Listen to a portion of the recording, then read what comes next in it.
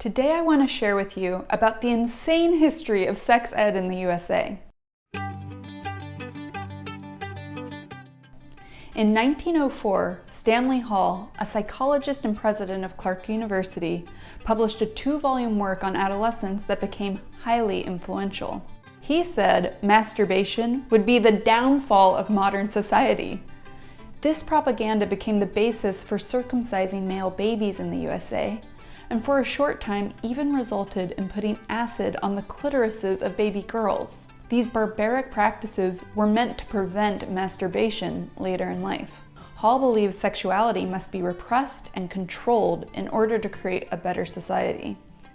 He promoted abstinence and proudly bragged about not having sex with his wife, although he did receive a daily enema from a handsome male orderly.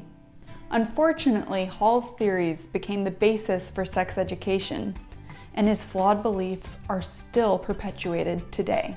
Since 1982, the federal government has spent over $2 billion on abstinence-only until marriage sex education programs. Don't have sex, because you will get pregnant and die. This is in spite of the fact that we now know that abstinence-only education does not work. Sex ed is not even funded federally. 29 states and the District of Columbia have laws that mandate sex education, but of these, only 13 states require the curriculum to be medically accurate. Only 9 states require discussion of LGBTQ identities and relationships. Basically, it's still the same repression-based education that Hall came up with in 1904. But it's 2020, and imagine if we were still using typewriters or the Wright brothers' original planes. What if we were wearing old-fashioned trends like wool suits in the summer? Or if women couldn't vote? Or what if we were still abiding by segregation laws? How wrong and absurd would that be? But somehow sex ed is still operating like it's over 100 years ago. Wouldn't you say it's time for an update? Many parents still feel uncomfortable with their own sexuality and at a loss for how to prepare their children. But the reality is that with the lack of adequate sex education in schools, it's up to us as parents to rise to the occasion and figure it out.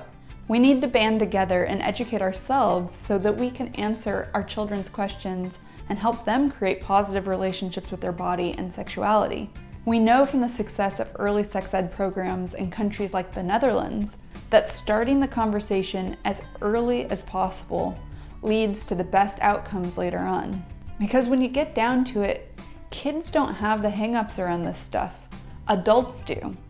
But it's our responsibility as parents to work through our issues and give our kids a better, more informed start. Don't let the legacy of Stanley Hall hurt the future of your kids.